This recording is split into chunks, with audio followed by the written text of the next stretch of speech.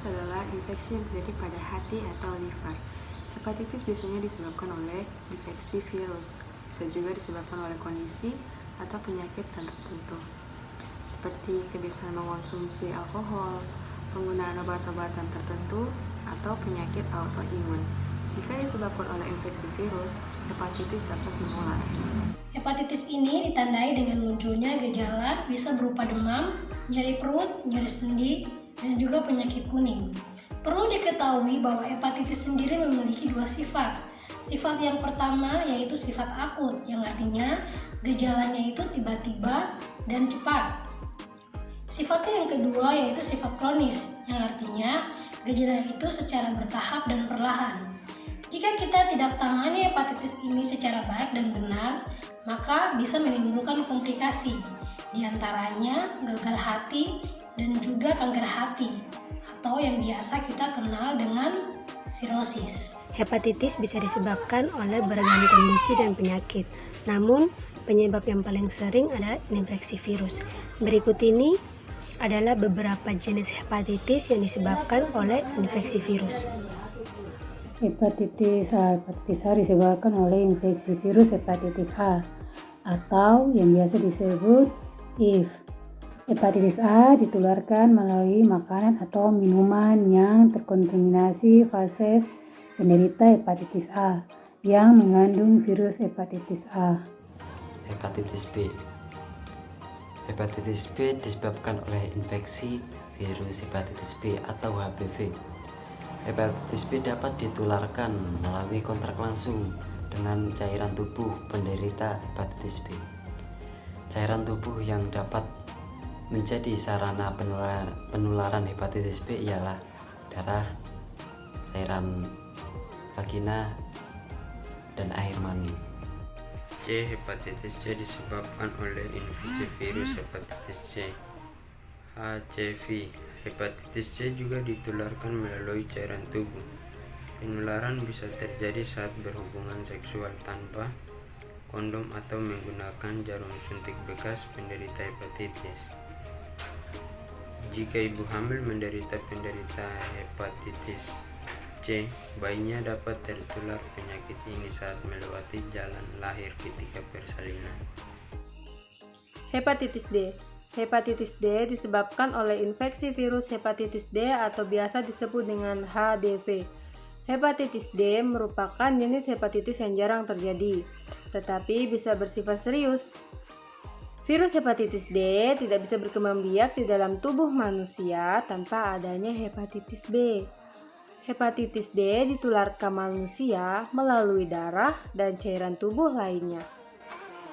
Hepatitis E ini adalah peradangan hati atau penyakit hati. Nah, hepatitis E ini juga disebabkan oleh infeksi virus hepatitis E atau dengan singkat bisa disebut juga dengan HIV. Hepatitis E ini juga mudah menular pada lingkungan yang memiliki sanitasi yang buruk. Salah satunya memiliki kontaminasinya pada sumber air.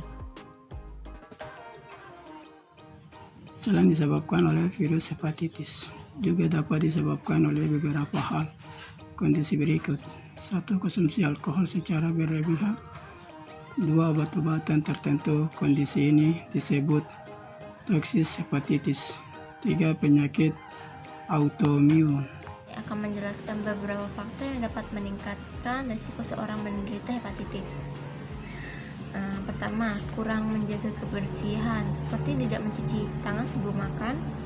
Kedua, mengonsumsi makanan yang terkontaminasi virus hepatitis atau makanan yang tidak dimasak hingga matang. Ketiga, berbagi penggunaan barang pribadi dan jarum suntik dengan orang lain. Keempat, melakukan hubungan seks tanpa kondom dengan penderita hepatitis akibat infeksi virus. Kelima, memiliki penyakit infeksi akut dan kronis. Keenam, memiliki penyakit autoimun.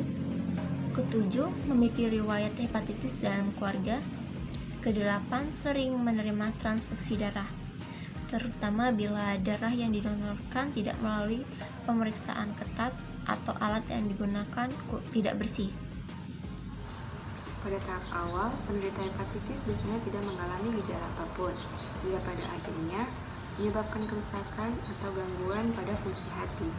Pada hepatitis yang disebabkan oleh infeksi virus, gejala hepatitis akan muncul saat penderita telah melewati masa inkubasi. Masa inkubasi pada setiap jenis hepatitis berbeda-beda, yaitu sekitar 2 minggu hingga 6 bulan. Selanjutnya kita akan bahas gejala-gejala secara umum yang dirasakan oleh para penderita penyakit hepatitis.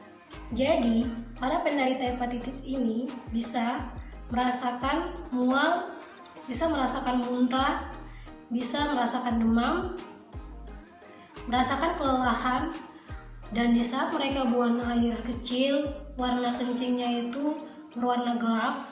Di saat mereka buang air besar, kotorannya itu akan berwarna pucat. Mereka bahkan juga merasakan nyeri perut, merasakan nyeri sendi, mereka merasakan kehilangannya nafsu makan, penurunan berat badan, bahkan mata dan kulit mereka berubah menjadi warna kuning, atau biasa kita kenal dengan sebutan penyakit, yaitu penyakit kuning.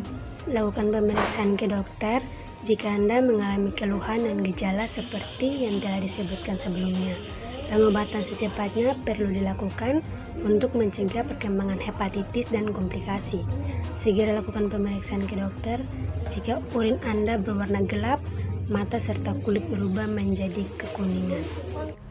Anda juga harus melakukan kontrol ke dokter jika memiliki kondisi yang meningkatkan risiko terjadinya hepatitis, seperti penderita penyakit autoimun, sering mengonsumsi obat-obatan, atau sering mengonsumsi alkohol.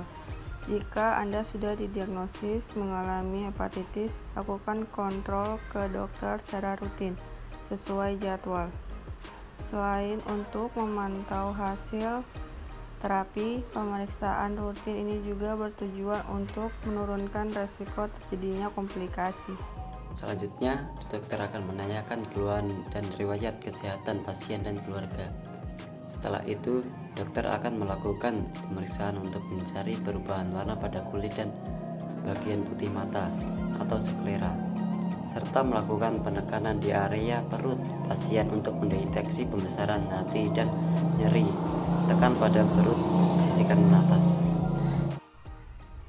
Untuk memastikan diagnosis, dokter akan melakukan pemeriksaan penunjang berupa tes fungsi hati untuk memeriksa kinerja hati dan mengetahui jika ada masalah organ tersebut.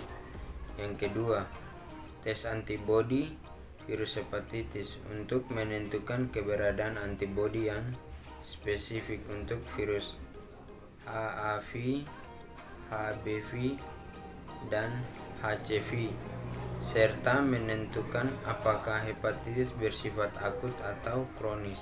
Yang ketiga, pemindaian dengan USG perut untuk mendeteksi kelainan pada organ hati seperti kerusakan hati, pembesaran hati, atau tumor hati, serta untuk mendeteksi kelainan pada kandungan empedu.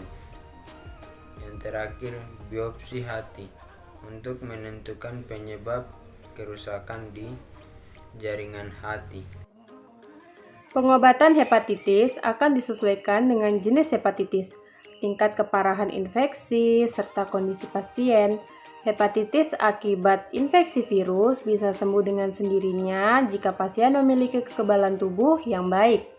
Pengobatan hepatitis akibat infeksi virus bertujuan untuk mengatasi infeksi, meredakan gejala, dan mencegah terjadinya komplikasi lainnya.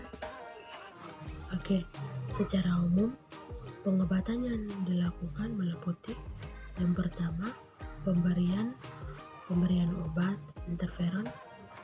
Yang kedua, pemberian obat imunosupresan. Dan yang ketiga, pemberian obat antivirus. Dan yang keempat, transplantasi hati.